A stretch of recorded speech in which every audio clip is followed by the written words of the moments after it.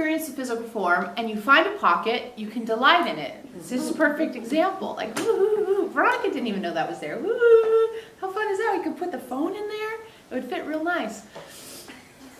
Okay, but we'll be more serious, maybe. So as you experience the physical form, one of the things that you really have to watch, we really want you to watch this, is that you don't get super habitual about experiencing the human form. Please don't. It's so much fun. Yeah, we know it hurts, and sometimes it's stiff, and sometimes it makes you crazy, and you have to go to the doctor and all that stuff. Sure, but it's still fun. You get to eat, and you get to smell things, and you get to see things, and you get to taste things, and you get to feel things. You get to have a little burp. And it's fun. You forget it's fun. But that doesn't take away that it's fun. You forget that it's fun. But this doesn't take away that it's fun. It is always fun, and you forget. And that's one of the reasons why when we all come in, we get all silly. Sometimes we are goofy. Sometimes we do goofy things. Because we're trying to remind you of the delight of the physical form. Now, if you didn't have the physical form, you would realize how much fun it is. Because, well, you keep coming back. You keep doing it over and over again. Because there's nothing quite like being human. There's nothing quite like being in density. There's nothing quite like duality. It's a very unique and fascinating experience. And so one of the things we want to remind you of is, yes, we know sometimes it's hard to love it, and it's hard to like it, and it's hard to think, why is it happening for me? But the reality is, it's only happening now, and you're passing it up by being pissed off about it. Or, even more sort of difficult for us to understand at times, just being oblivious to it. Just being oblivious to it? Wow. This would be like, let's say you go to Paris and you go to the Louvre and you're walking through the museum and you're not seeing any of the art. Sounds ridiculous, right? Mm-hmm. To walk through the Louvre as you would walk through your house. You would never, ever do this. Yet, every moment is an opportunity to walk through and see the beauty that surrounds you. Sure, you got a museum and they set a bunch of stuff aside that's been decided is special for the last X number of thousands of years, and this is a great idea. But it doesn't take a trip to Paris to walk through the Louvre to recognize that there's lots of special things that have been gathered around you, and you're the one who's done the gathering.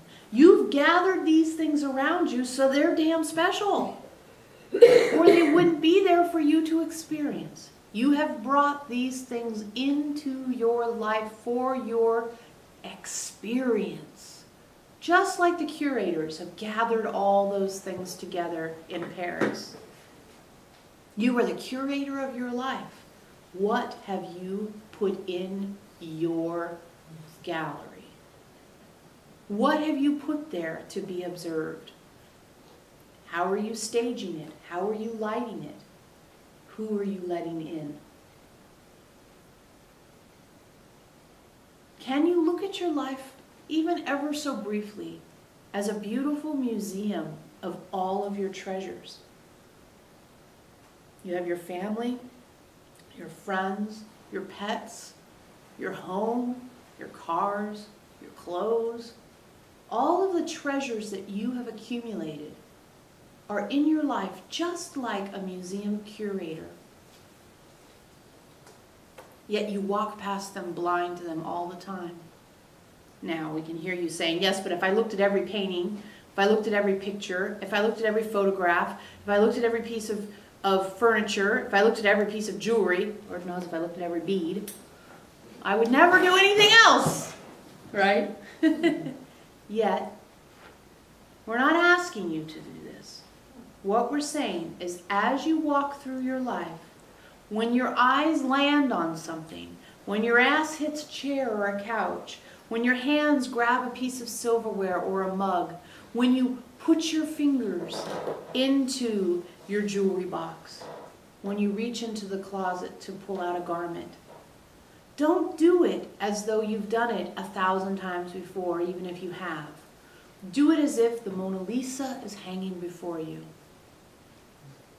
Do it as if Michelangelo's sculpture is there for you to experience. You'll go halfway around the world to look at this beautiful art, but you forget the beauty in the museum you have created. Note we didn't say mausoleum. Okay? If it feels like a mausoleum, you need to have a garage sale. Quick. It'll be sunny this weekend. Have one this weekend. And that's an important distinction. It's funny too, but it's an important distinction.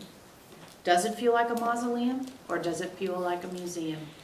When you look in your closet, when you look in your drawers, when you walk down the hallway, when you look at the art and the furniture in your home, are you looking at a mausoleum? Are you looking at a legacy of things that no longer delight you? Are you looking at the past lingering in your world? Or are you experiencing the past as something that is magnificent, that you want to recall and be reminded of? Like you would if you saw Michelangelo. Sure, Michelangelo's stuff's old, but that don't make it any less great. But if you got something in your house that's old and it brings you down, time to call 2 guys with a truck. And we don't mean this on sort of a casual discussion. We mean this as a serious thing. Are you surrounding yourself with the museum of your life or the mausoleum of your life? It's an interesting question, and only you can answer it. And with that, we're going to go and let the warrior take up his story wherever he decides to take it up and see what's up with him next. Enjoy your rooting around in your museum. Because Quite a byline for the website. yes, we have we imagine you might find a few things in there that are ready to go. Good night. Good night. You're very welcome.